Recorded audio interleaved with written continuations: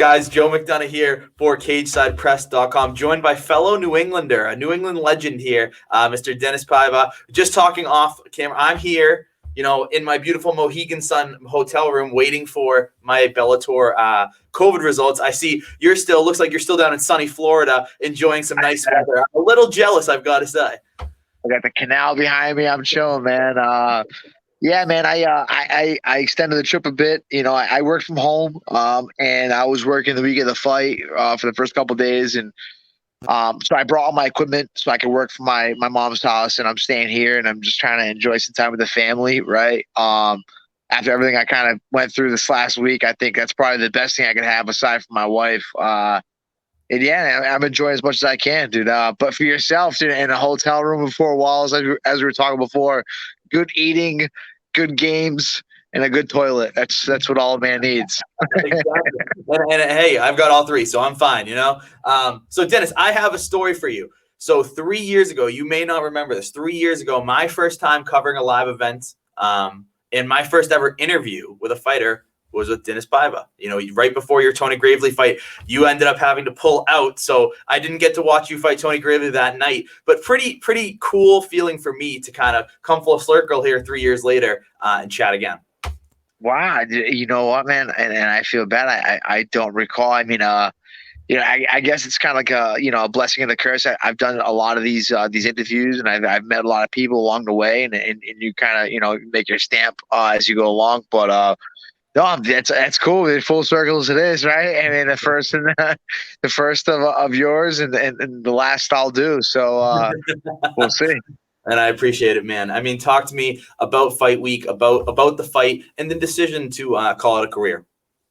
Yeah, man. So obviously I've had struggles in my career making weight at 135, and going into this, I was kind of already like mentally thinking about what was like the next chapter of my life, because this isn't a forever game. My wife and I are trying to work on having a family, and it's been a vocal thing. I've openly disclosed with my camp, my team, my family, my loved ones that when the time came and I had a child in my life, I was ready to make that leap into the next chapter, and I was willing to make that sacrifice to go from fighter to father.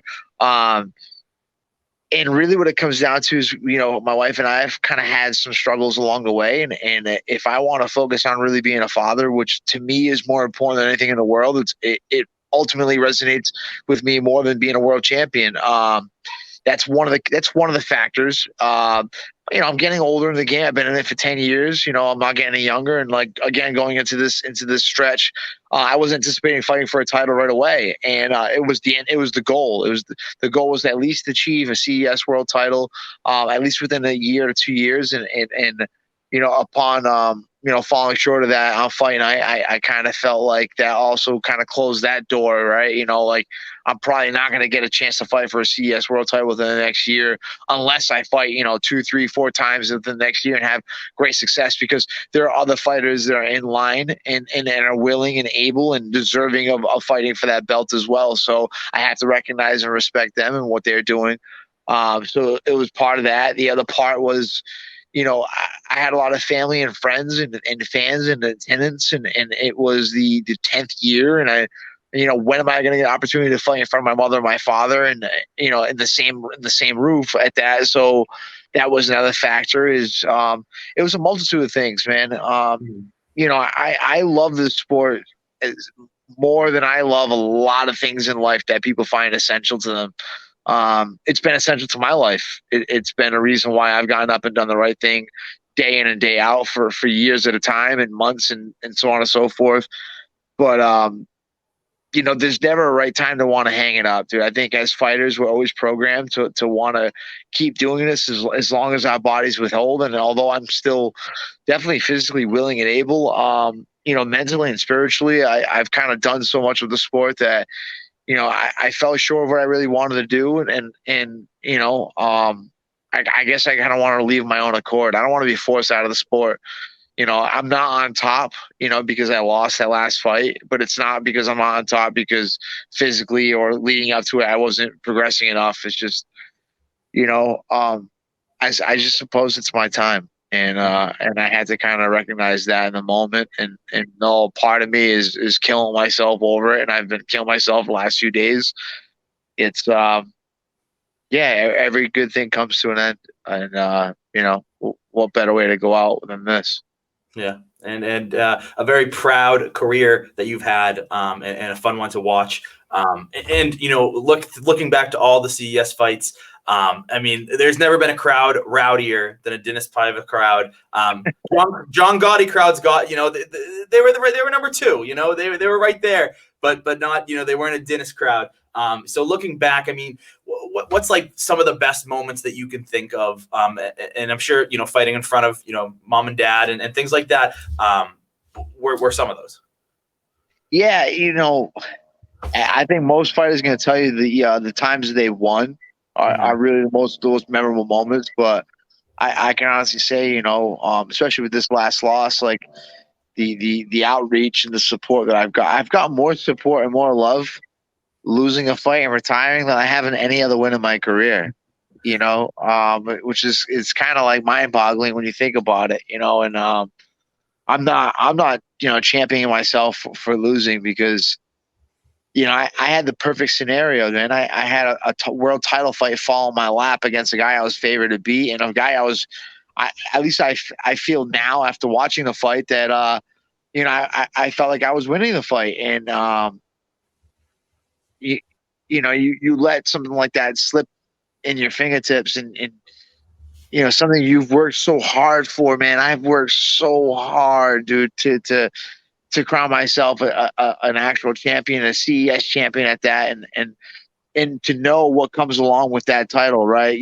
Every CES champion has gone to the UFC. Every CES champion. It's almost like you touch that belt and it's just a matter of time before your name gets called up.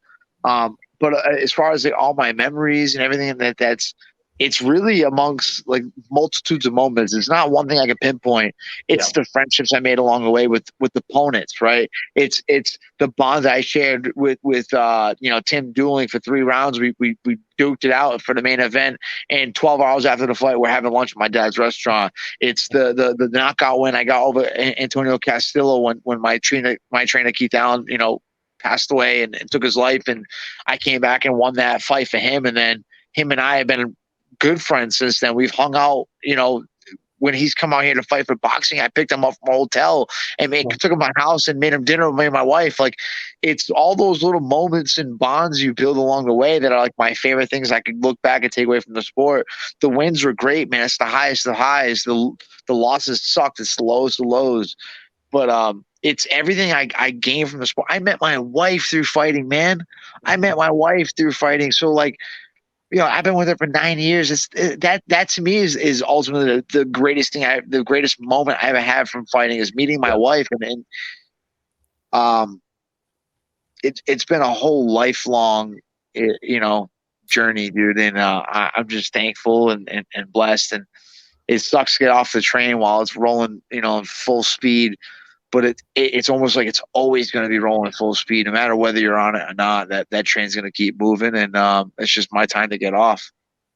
And along the way, you and CES have had such an amazing relationship, and you've been a part of why CES has become what CES is, and UFC Fight Pass, and like you said, all the 135ers have won on to the UFC and all this stuff, and you're one of the first names that comes to mind when you think of CES. You, Greg Rebello, other names like that. I mean, talk to me about the relationships that you've had with CES, over the years, and what you see for the future for them. Dude, CES is going to continue to progress, man. They did a lot, in a short period of time, and they've had a good opportunity that, like, they're based out of Rhode Island and they're based out of New England, where, like, in my personal opinion, like, some of the baddest fighters around are going to come out of that area. And because those fighters are local to that promotion, they're going to be able to build a platform on their, their broadcast, if you will, their promotion, their organization. They're going to build themselves off of what CES has offered, like I did. And like guys like Greg Rebello and a lot of other guys that have fought for CES. I mean, look how many guys that CES has put into the UFC since they've been in business, man. It's, the proof is in the pudding, man. I fought for them 20 plus pro fights for a reason, because they were so good to me, man. And I say it all the time. There'd be no Sweetbread without CES, man. They were the oven and the baker, dude. Like, all the motivation I had in life were all the ingredients and everything else I had, dude. But the guy who was putting in the work and baking the bread, dude, was CES, at least for me, and again, I go back to their title and their champions and their UFC alumni, and you look at what they're doing, man. They're going to be around for years to come, and they're going to continue the right thing. They did it in boxing. They do it in MMA. I can personally tell you, man, there's probably not a lot of promotions out there that recognize individual family members and friends of a fighter and help them out and take care of them and whatever. CES has done that for me, dude. They've brought my mom into the cage. They brought my wife. They know my fans. They know, dude. They know me, dude. So it's like they're family, dude. And CES is family to me, and they always will be. And whether I'm in the cage or the boxing ring or whatever it is, I'm performing for them. I'm always going to be a part of their family, and I'm blessed and thankful for that. Absolutely, man, and forever be in their legacy. Now that retirement has come, I mean, what's next for you in the sense of the sport? I mean, I can't picture Sweetbread just dropping it completely. I mean, will you be coaching a little bit? Will you be? I mean, I'm sure you'll be watching and things like that. I mean, what's next for you in the sense of the sport, or is that kind of unknown, and we'll see what happens? I kind of. I don't know 100%. So I know I'm always going to be a martial artist as long as my life goes on. So I'm going to be in the gym with these guys, helping people out. I've cornered a few guys in recent times, and I'm helping out at this gym called Emerge in West Warwick, and teaching big MMA there. So that's an avenue. I wouldn't be opposed to getting in a boxing ring because I'm just such a punch drunk guy. I was like, I got one more left in me, but I'm doing it on my own terms. I just want to be around all of it. Mm-hmm. I just want it to be a part of my life because the competition aspect may not be there, but as long as I'm consumed with all the intangibles of training and the fighters and the grappling tournaments and jiu-jitsu, and I'll be okay, Yeah. And as long as I'm consumed in the growth of myself as a martial artist, I think I'm always going to find passion to what I'm doing in life, because that's what drew me to MMA in the first place. I boxed and I wrestled before I got into MMA, and I have to remember that I had a life and I had success and things before MMA, and and after MMA, there's going to be other success in life, whether it's through work, whether it's through, change of careers, whether it's, in sport, grappling, going from my, purple belt and brown belt and black belt and maybe, Naga, whatever, who knows this. Yeah. The thing is, it's kind of a beautiful thing. I kind of get to start all over again and start a new journey. Yeah. And again, going back to parenthood, dude, I want to be a black belt dad, dude. Yeah, bro. I want to be a badass dad, dude. I want to be a cool dad that takes my kid out and is proud and I'm also kind of excited that I got the selfish years out of my life, right? Because fighting is super selfish, and it's not directed to be that way. But it's a lot about you. It's a lot about your training, your diet, your sleep, your promotion, your fight shorts, your shirts, your corner, your weight cut. It's all this about you. I'm kind of excited to take a fault. Let me be there for somebody else. Let me be there. Let me be the one to be there for you. And whether it's through my training partners, whether it's for my wife, whether it's for my family, whether it's for my job, whether it's for, going back to school and pursuing a degree again, whatever I can dedicate myself to that and not be about me, I think I'm going to find success in. Absolutely, man. I look forward to seeing what's next for you. Congratulations on the great career, man. Dinis, thank you very much. Thank you, brother. God bless you, man. Thank you for having me on.